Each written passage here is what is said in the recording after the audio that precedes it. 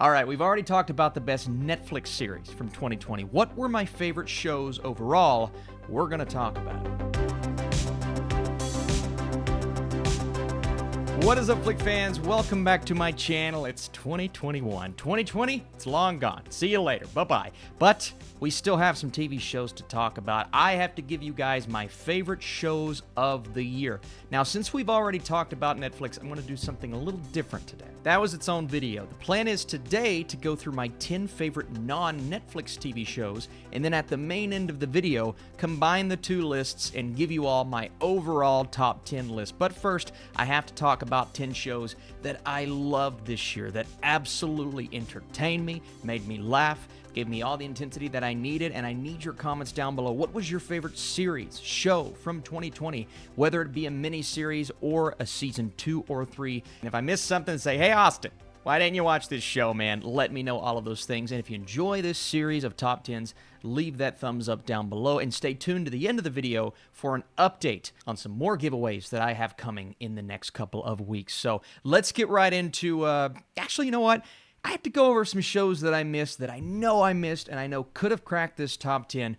But you know, there's a lot of TV and a lot of movies that I have to watch. I didn't see shows like The Undoing, We Are Who We Are, The Third Day, A Teacher, Normal People, The Good Lord Bird, What We Do in the Shadows, The Great, Perry Mason, and I still have to finish shows like The Good Place and Schitt's Creek. These are all things that I've either wanted to start, didn't get a chance to start, but I do have some honorable mentions that didn't quite crack my list. And those include Lovecraft Country on HBO, a show called Patel Look, which I thoroughly enjoyed on Amazon Prime, Close Enough, which I thought was a great animated series on HBO Max, Raised by Wolves, another series on HBO Max that came close, and, again, on HBO Max, Doom Patrol Season 2. I had a great time with it. All right, let's get into the first portion, and that is the non-Netflix section. My number 10 is Solar Opposites, from the creators of Rick and Morty. Now, Rick and Morty had half of its season in 2019, half of its season in 2020. And if you ask me which one I preferred, I would still probably say Rick and Morty. But in terms of a pure 2020 show, Solar Opposites was a huge surprise, and not necessarily even for the main storyline. There is one we'll say C storyline that happens in the show that really just kind of took over the entire thing. But the overall concept really works for me. I know a lot of people saw it as kind of a Rick and Morty. Is it a ripoff? Are they just trying to do more things? It's taking time away from Rick and Morty, and I understand that. And Rick and Morty still is one of my favorite shows on television, but I like the fact that they're kind of doing something different. And as a creator, if you have a story to tell like that and you want to, maybe take a break from something like a Rick and Morty and give us this crazy show about this alien family that comes in, they don't quite fit in, and, tropes that we have seen before, but you obviously have the great voice cast and you have some really interesting creators there. That gave me, at least, a really funny and entertaining good time, and one that I can't wait for when it comes to Season 2. You can watch Season 1 on Hulu right now. And speaking of Hulu, a show that comes from the creators of Love, Simon, this is Love, Victor. I may even prefer this series over the movie. I really do. I love the way that it incorporates the film. It brings in those elements, and we even get some cool little cameos from characters. But it's also a nice story on its own, and it's almost the repercussions of what came from the original film, but it deals with an entirely new concept, and I thought it was going to feel overly familiar. I'm like, why are they doing the same thing over again? Then I watched the series, I'm like, they're not doing the same thing. It actually took itself a bit more seriously than the movie did, and I liked the movie a lot. I like how quirky it was, and they carry over those elements, but incorporating that with a new story, with a new main character, who I absolutely loved, and one that was as engaging as anything I saw on Hulu this year. Love, Victor is worth a watch, especially if you like a coming-of-age romantic comedy. And I know there were more higher-rated romantic comedies this year on TV that I didn't get a chance to watch, but Love, Victor really struck a chord with me. All right, this year we got two shows from Greg Daniels, who's one of the creators of a show like The Office. One of them was Space Force on Netflix, which I didn't like quite as much. The other one was Upload. And if you would have asked me at the beginning of the year which one will crack your top 10, I would have said, I mean, this isn't a Netflix list, obviously, but Space Force doesn't come close. Upload, on the other hand, was a blast. It was a blast. They're cliches, right? Doesn't have the best special effects you've ever seen. And honestly, going in, I'm like, I like Robbie Amell quite a bit, but can he carry a show? And he absolutely can. It's about this man who's able to choose his own afterlife after his death by having his consciousness uploaded into a virtual world. And within this life, he befriends what they call an angel in a very likable character that take you on this journey, this adventure. But as we progress, it's not just this new world and all of the tropes that we discover, which is really cool and I'll say really entertaining. There's also a little bit of a mystery there, and things start to happen within this plot that makes it so much more engaging than I ever could have imagined. I had a great time with Upload, and people are talking about it, for sure. But at this point in the year, not as many are talking about it as I think should. It's on Amazon Prime right now. I thought Upload was a great time. Now, I'll admit, I didn't get to see as many HBO shows as I wanted to this year. You didn't see as many HBO-centric reviews on this channel just because I'm dealing with all the other stuff. But one show I did watch eventually, didn't get a chance to review, is I Know This Much Is True, starring Mark Ruffalo, who genuinely gave one of the best performances, two performances of the year on television, and I thought he was excellent.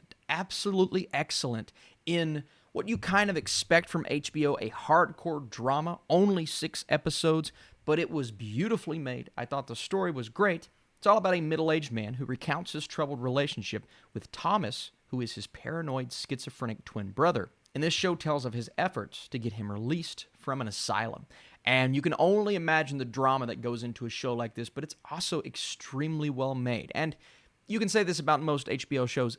It looks great. The cinematography is excellent, but I really like the creators behind this, and I love the fact that they gave it all to Mark Ruffalo and allowed his performances to steal the entire show. One of the better shows I've seen this year. So Devs was one of those shows on FX, which eventually came to Hulu, that I was excited for, and everyone else was because of Alex Garland. Alex Garland, the man behind Ex Machina, and he's consistently given us great sci-fi content over the years.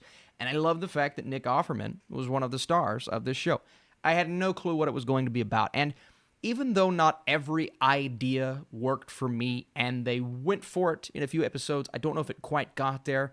I love the ambition of this show. I love the fact that Devs went for something, and it got very close. I had a great time with it as the mystery was unfolding. It's this computer engineer who's investigating this secret division in her company, which she believes is behind the disappearance of her boyfriend. And as the story unfolds, this mysterious, dramatic sci-fi story that's so well shot, it looks great, but you slowly start to say, oh man, this is way more than I thought I was taking on, but that's okay. That's thoroughly okay.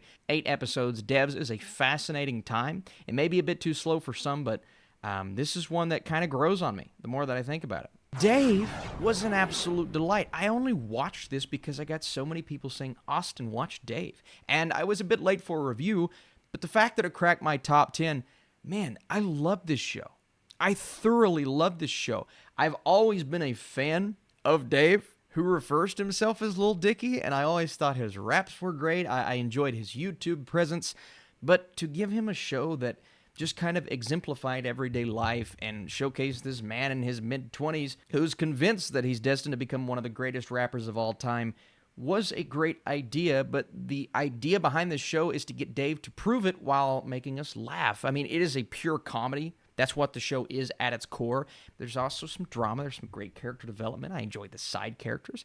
And the ending to this season is one of the best endings I've seen all year. Dave has the opportunity to become one of my favorite shows. I can't wait to see where they go beyond season 1.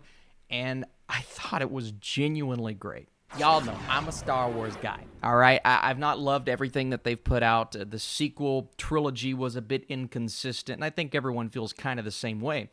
What The Mandalorian was able to do was kind of reunite, for the most part, that Star Wars fan base and give us something to look forward to every week. And I know not everyone loves the idea of releasing it weekly, but the hype was so real for about 2 months, and everyone was looking forward to that final episode. And then what we got in the final episode, I think kind of pushed it up the list. I loved Season 2 of The Mandalorian. And it's one of those shows where I can put my critical brain, and not to say that it's not a very well-made show, to the side a bit more so than usual to kind of embrace all of this fan service, but I don't use that as a negative thing. I think it's well warranted. I thought it was well built up in this season, and I had a great time. Maybe one of the best times I've had all year watching something. From the cameos to the special episodes that included characters that we all know and love. And I'm sure you all have seen exactly what we get in Season 2. I still won't say it just in case you haven't watched Season 2. But oh my goodness, where they go and the emotion that they give us and giving us, almost to the name, Baby Yoda, and way more than I could even handle, all the cuteness. I loved The Mandalorian Season 2. And as a Star Wars fan, to get something like this and to see where they are going, I have my most anticipated video coming on this channel. I'm so excited, and I had a great time. And then we have The Boys, the new season of The Boys. Man, I was so excited. It's the best superhero show on TV, right? It's one of my favorite superhero shows of all time, but could they deliver on Season 2? Well, especially a character like Homelander and some new additions this time around that really switched things up and made things way more intense. Comparing the two seasons, it's so difficult to go one over the other. I'd still probably say Season 1 just for the shock factor of how much I loved it. But man, did I love Season 2 of The Boys. Man, it is so good. Carl Urban, especially this season, is fantastic. But really everyone, this cast, they make the characters who they are, but the writing plays on those superhero tropes that they continue to play on in this season. And where the story goes, especially in that final episode, was just so exciting. I love this. It's like the ultimate superhero satire, but it gets so serious and intense at times. And to see where they're headed for Season 3, I can't wait. All right, a bit of a curveball here. This was very popular on Netflix, but in the United States, it was actually one that premiered on ESPN. This is The Last Dance, the Michael Jordan-centric documentary. Maybe I have a bit of a bias here. I'm a huge basketball guy. I played it growing up. I was a massive Michael Jordan fan. But to see the insight into Michael Jordan's mentality and to just replay out, and I've watched all of those games, but to replay out how this series, specifically his final championship, went, but to go back with all of these flashbacks and get every year of Michael Jordan's success, but also some failures along the way. I took offense to that. And to even get some insight on some things that I had no clue happened, because obviously, for the most part, I wasn't alive during some of this. I just loved it. I loved it. I loved The Last Dance. I think ESPN, they're constantly giving us great documentaries. I love their 30 for 30 series. But this specifically being arguably the greatest basketball player of all time, and just to see a winner at work, man. Michael Jordan was such a winner. He was so talented, yes, but his mentality more so than anything, and sometimes that could be to his detriment. And we see that in this series. I think this is one of the best documentaries of the year, and if you're not a basketball fan, you won't care as much, but when it came on Netflix, it was good to give everyone a chance to watch The Last Dance, which is easily one of the best things I saw last year. I had some people asking for it on my Netflix list. Now, yes, this does become very popular on Netflix, but in the United States, it actually premieres on AMC, which is why I didn't include it on my Netflix list. I have finally been able to catch up on Better Call Saul. And you will not see a review individually on this channel, but let me tell you, I want to talk about this way more than just in this video where I can't spoil anything. Better Call Saul Season 5 was spectacular. Bob Odenkirk, how did he not get nominated? What? Guys, this show is just so good. It's so good. I never imagined something like this coming close to Breaking Bad, and it is coming close to Breaking Bad. We'll see where it goes and how it ends, and where some of these characters, whether it be a character like Mike or Howard, Chuck, Gus. Oh my gosh, Giancarlo Esposito is in almost all of my favorite shows this year. That man's career, it's ridiculous. But this is clearly Jimmy's show. This is Bob Odenkirk at work as just a beast of an actor, carrying this. But then you have Vince Gilligan just casually giving us some of the best TV ever again. I mean, you do this with Breaking Bad, and you do this again with Better Call Saul. This man is a genius. And I thought Better Call Saul Season 5 gave us more of what we love, but it also made the story, if you can even do something like this in a show like this, even more intense than it already was. And where we leave off in Season 5 is incredible. I promise you guys, the goal this year is to cover this show. I'm going to do it. I am so obsessed with it. I'm locked in on these characters. I'm in love with this story. I love all of the tie-ins to Breaking Bad, but I like how it sits on its own and it stands apart. We're going to do it. I need you in the comments down below. Are you a fan of Better Call Saul? Because that is my #1 non-Netflix show. Now let's combine these two lists. Obviously, I'm kind of the Netflix guy, so that's what I focus on throughout the year. But here is my full list of my favorite shows of the year, including Netflix. So from 10 to 1, we have Devs at number 10, Dave at number 9, The Queen's Gambit at 8. Ozark Season 3 at 7, The Mandalorian at number 6, The Boys at number 5, second season of Kingdom at 4, The Last Dance at 3, Better Call Saul, my second favorite show of the year, and Dark Season 3. If you saw my Netflix series ranked, then you know how much I love those shows that I included. So check that video out and stay tuned over the next couple of weeks. Like I mentioned in that video, I'm going to be doing some more of these giveaways. So if you guys leave this video a like, if you're a subscriber, if you leave an epic comment, whether it's your ranking or your favorite show of the year, you are entered into that competition. And a few weeks from now, I will be doing another giveaway. I had a great time with that. All the winners should be receiving their gift cards this week. I'll let you guys know. If one of them doesn't respond, then there's another chance at a gift card. So appreciate you guys. I want to do my best to give back to you all this year for all that you've given me. And let's shoot for 100K. You're truly the best, and I'll be seeing you very soon.